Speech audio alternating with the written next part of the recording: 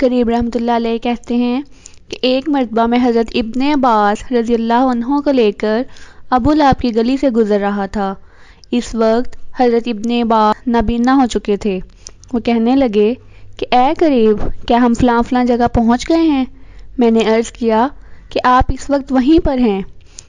انہوں نے کہا، مجھے میرے والد حضرت عباس رضی اللہ عنہ نے یہ حدیث سنائی ہے کہ ایک مرتبہ میں نبی علیہ السلام کے ساتھ اسی جگہ پر تھا کہ ایک آدمی سامنے سے آیا اور وہ اپنی دونوں چادروں میں بڑے ناز کی چال چلتے ہوئے اپنی دونوں جانب دیکھتا جا رہا تھا۔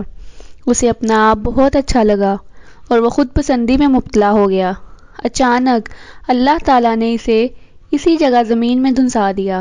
اب وہ قیامت تک زمین میں دھنستا ہی رہے گا۔ یہ روایت ابو یعلا نے نقل کی ہے۔ اور نبی علیہ السلام نے فرمایا، میرے نزدیک تم میں سب سے زیادہ محبوب اور قیامت کے دن نشست کے اعتبار سے مجھ سے سب سے زیادہ قریب وہ لوگ ہوں گے جن کے اخلاق اچھے ہوں گے، اور تم میں سب سے زیادہ ناپسندیدہ اور قیامت کے دن نشست کے اعتبار سے مجھ سے سب سے زیادہ دور وہ لوگ ہوں گے جو بتکلف کثرت کے ساتھ کلام کرتے ہیں، بتکلف فصیح و بلیغ بننے کی کوشش کرتے ہیں۔ پھر صحابہ رضی اللہ عنہ کے استفسار پر نبی علیہ السلام نے اس کی وضاحت متکبرین سے فرمائی۔ محمد بن واسع کہتے ہیں کہ ایک مرتبہ میں بلال بن ابی بردہ کے پاس گیا اور ان سے کہا، اے بلال، مجھے آپ کے والد نے اپنے والد کے حوالے سے یہ حدیث سنائی ہے کہ نبی علیہ السلام نے فرمایا، جہنم میں ایک وادی ہے جسے حب کہا جاتا ہے۔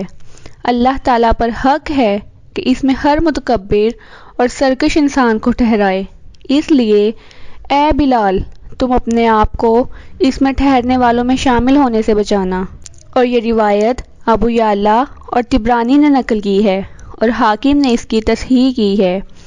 اور ایک حدیث میں ارشاد ہے کہ جہنم میں کچھ قید خانے ایسے ہیں جن میں متکبروں کو داخل کر کے ان پر آگ کو بند کر دیا جائے گا۔ اور نبی علیہ السلام نے فرمایا، جس شخص کی روح اس کے جسم سے اس حال میں جدا ہو کہ وہ 3 چیزوں سے بری ہو، وہ جنت میں داخل ہوگا: تکبر، قرض اور مال غنیمت میں خیانت۔ یہ روایت ترمذی، نسائی، ابن ماجہ اور ابن حبان نے نقل کی ہے۔